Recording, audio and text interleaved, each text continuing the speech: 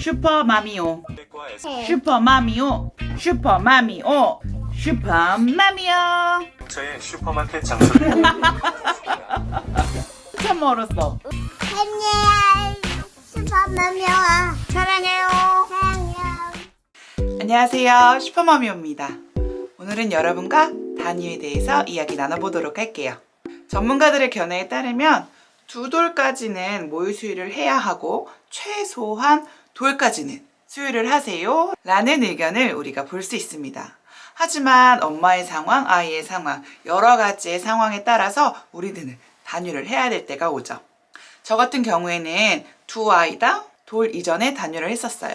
첫째는 9개월 때, 둘째는 6개월 때 단유를 했었답니다. 각기 다 다른 이유가 있었는데요. 첫째가 7개월 때 둘째가 생겨서 단유를 결심을 했었고, 둘째 때는 물론 첫째의 질투도 있었긴 했지만 제가 갑상선 기능 저하증이거든요. 제가 늘 항상 매일 복용하는 약이 있는데 아무래도 임신을 하고 출산하고 육아를 하다 보니까 제 몸 관리에 좀 소홀해졌나 봐요. 그래서 기존에 먹던 용량보다 약의 용량을 좀 더 높여서 먹었었어야 했어요. 그래서 담당의 선생님께서 이 용량 정도면 아이에게 영향이 갈 수 있으니 항상 공복에 약을 먹고 1시간 후에 유축을 하고 그 다음 수유를 아기에게 먹이세요, 이렇게 이야기를 해주셨죠. 근데 말이 그게 쉽지, 아침에 일어나서 약을 먹고 1시간을 기다렸다가 유축을 해낸다는 것, 그거 자체가 굉장히 번거로운 일이었어요. 두 아이를 케어하면서 그 일들을 해야 했기 때문에 고민 끝에 저는 단유를 결심하게 됐죠. 저처럼 첫째 때문에 혹은 직장에 복귀해야 된다던가 이유들 때문에 우리는 단유를 결심하죠. 그렇다면 엄마에게도 아이에게도 가장 좋은 단유 방법이 어떤 것일까요? 오늘은 제가 했던 단유 방법들을 여러분들께 알려드리려고 합니다. 단유를 하시기 전에 꼭 테스트해 보셔야 할 것은 우리 아이가 분유 알러지가 있는지, 젖병을 잘 빠는지 이러한 것들을 테스트 꼭 해보신 후에 단유를 시작하셔야 해요. 인터넷 찾아보면 우리 왜 한 방에 끊으세요 라는 의견과 서서히 끊으세요 라는 의견, 이 두 가지의 부류로 좀 나뉘더라고요. 저는 실은 한 방에도 끊어봤고 서서히도 끊어봤었죠. 이 두 가지 방법을 다 여러분들께 소개해 드리려고 해요. 첫째의 경우에는 서서히 끊는 단유 방법을 선택했었어요. 이 단유를 하실 때 생각할 점은 아이의 입장과 엄마의 입장이 조금 다르더라고요. 아이의 입장에서 서서히 끊어가는 방법은 4회 정도 수유를 한다고 가정했을 때 첫 번째 주에는 모유, 그 다음 마지막 텀에 분유, 이렇게 주시는 거죠. 이게 잘 익숙해졌다 하면 2주차 때는 모유, 분유, 퐁당퐁당으로 모유와 분유를 번갈아 가면서 주세요. 다음 3주차 때는 분유, 모유, 분유 이렇게 4회 중 1회만 모유 수유를 해주시는 거죠. 그 다음 마지막 4주차 때는 전체적으로 분유로 갈아타 주시면 완벽하게 단유를 성공하실 수 있으세요. 이 서서히 끊을 때 중요한 점은 엄마의 가슴과 젖병을 혼동하는 그런 유도혼란이 올 수가 있어요. 그렇기 때문에 저는 가급적이면 직수보다는 유축 수유를 권장드려요. 그래서 1주차 때는 이때는 직수를 하셔도 무방합니다. 근데 2주차 때부터는 퐁당퐁당으로 번갈아 가면서 줘야 하기 때문에 아이들이 그때부터 아마 유도혼란이 올 수가 있어요. 그래서 그때는 분유를 먹이시고 바로 유축하시고, 그 유축하신 걸 그 다음 텀인 모유를 먹이는 그 텀에 젖병으로 수유를 하시는 거죠. 서서히 젖병 무는 연습도 함께 할 수 있답니다. 이렇게 아이의 입장에서 서서히 엄마 젖과 이별을 한다라고 생각하시면 돼요. 엄마의 입장에서 서서히 단유할 때는 직수를 최대한 줄이시고 분유를 먹는 텀에 유축을 하시는 거예요. 한 2주차 정도까지는.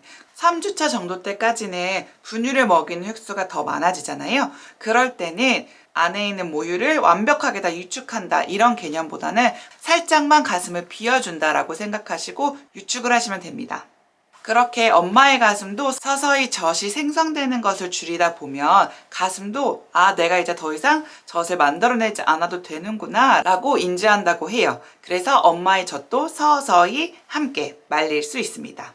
저는 이렇게 서서히 말릴 때 딱히 뭔가 식혜라든지 가슴 마사지라든지 이러한 것들은 따로 안 했어요. 그냥 전몸사 왔을 때 제가 했던 것처럼 수유 패드를 물에 적셔서 꽉 짠 다음에 냉동실에 넣어놓고 얼려요. 그다음에 그거를 가슴 전체에다가 얹어놓고 그냥 마사지 냉찜질 정도만 했었거든요. 그런 식으로 엄마의 가슴도 서서히 전량을 줄여가시면 됩니다. 첫째는 제가 이렇게 아이에게도 엄마에게도 서서히 모유를 줄여나가는 방법을 택했었어요. 엄마의 마음에 모유를 막 더 주고 싶은 이런 마음이 있더라고요. 왠지 모르게. 그래서 저는 서서히 끊는 방법을 택했었던 것 같아요.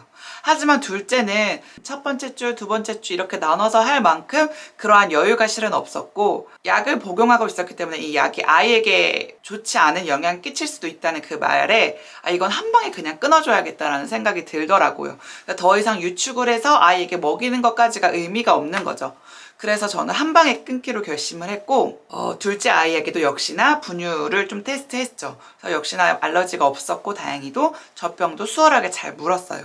그래서 한 번에 젖병을 좀 갈아탈 수 있었는데 하지만 아이는 그냥 분유를 먹으면 되지만 엄마의 가슴 계속 젖이 찬단 말이죠. 굉장히 아프고 또 고통스러운 그런 순간들이 또 올 수도 있어요. 그래서 저는 그 서서히 줄일 때는 아이가 분유를 먹을 때 유축을 했었잖아요. 근데 그런 걸 최대한 하지 않았어요. 그래서 하루에 한 2번 정도만 가슴이 너무 무겁고 답답하다. 젖이 엄청 가득 찬 것 같다라는 그런 느낌이 오잖아요. 그런 느낌이 올 때만 살짝 비워내는 그런 정도로만 유축을 했었던 것 같아요. 그렇게 되면 한 2주 정도는 그렇게 조금씩 비워주시고 한 3주차 때부터는 계속 기다리고 계시다가 밤에 자기 전에만 샤워하면서 살짝살짝 유축을 해줬었던 것 같아요. 두 아이 다 돌 이전에 단유를 했거든요.